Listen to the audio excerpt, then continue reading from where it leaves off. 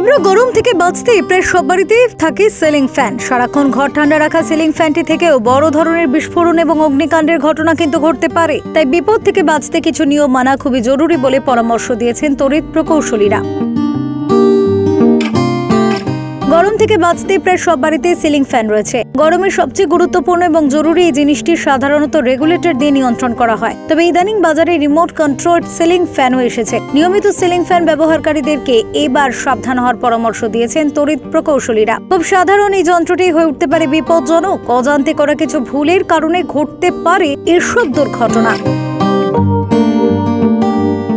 অনেকেই একটানা ফুল স্পিডে সিলিং ফ্যান চালু করে রাখেন। এভাবে ফ্যানটি 13 থেকে 14 ঘন্টা চলার কারণে সমস্যা দেখা দিতে পারে। সময় মতো ফ্যান বন্ধ করা না হলে অতিরিক্ত গরম হয়ে ফ্যানটি বিস্ফোরিত হতে পারে। যে কোনো সময় ঘটতে পারে অগ্নিকাণ্ডের মতো ঘটনা। বিশেষজ্ঞরা বলছেন অন্যান্য ইলেকট্রনিক যন্ত্রের মতো সিলিং ফ্যান ব্যবহারেও কিছু নিয়ম মানা জরুরি। প্রতিটি সিলিং ফ্যানে একটি কন্ডেন্সার রয়েছে, যা একটি ফ্যানকে সর্বোচ্চ গতিতে চলতে সাহায্য করে। সিলিং ফ্যানের গুরুত্বপূর্ণ এই অংশটি যদি নিম্নমানের হয় তাহলে গরম হয়ে ঘুরতে পারে বিস্ফোরণ।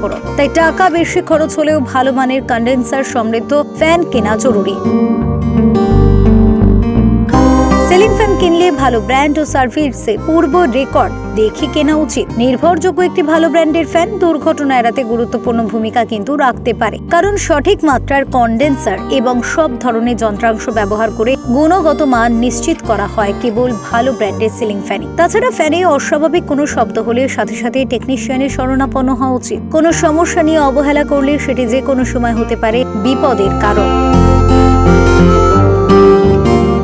ঘন্টার পর ঘন্টা সিলিং ফ্যান চালালে ওভারহিটের কারণে কয়েল পুড়ে যেতে পারে। গরমে স্বস্তি দিলেও সিলিং ফ্যান আসলে ঘর গরম করে। ফ্যানের মধ্যে থাকা ইলেকট্রিক মোটরের মাধ্যমে বিদ্যুৎ শক্তি রূপান্তরিত হয় মেকানিক্যাল শক্তিতে। এই শক্তির রূপান্তরের সময়টায় তাপ উৎপন্ন হয়। ইনফ্রারেড ক্যামেরার মাধ্যমে দেখা যায় যে ঘরের তাপমাত্রা থেকে সিলিং ফ্যানের তাপমাত্রা তা চলার সময় অনেকটাই বেশি থাকে। ফ্যানের স্পিড যত কম থাকবে তত বেশি কার্যকর হবে। তাই সবসময় ফ্যান মিডিয়াম বা কম গতিতে চালানোই উত্তম। তবে বড় ব্লেডের ফ্যানগুলি ধীরে চললে ছোট ব্লেডের ফ্যানের চেয়ে বেশি কার্যকর হয়। একটানা সর্বোচ্চ 7 থেকে 8 ঘন্টা সিলিং ফ্যান চালানোর পর বিরতি দেওয়া উচিত। এতে বিদ্যুৎ সাশ্রয় হবে। পাশাপাশি বিরতি দেওয়ার কারণে ফ্যানের যন্ত্রাংশগুলিও ঠান্ডা হওয়ার সময় পাবে, যার ফলে ফ্যান থাকবে দীর্ঘদিন সুরক্ষিত। নিয়মিত ফ্যানের ব্লেড পরিষ্কার করতে হবে, এতে বাতাসও ভালো পাওয়া যাবে। সর্বোপরি যে কোনো ইলেকট্রনিক যন্ত্র ব্যবহারের সময় সঠিক ব্যবহার বিধি মেনে চলা উত্তম।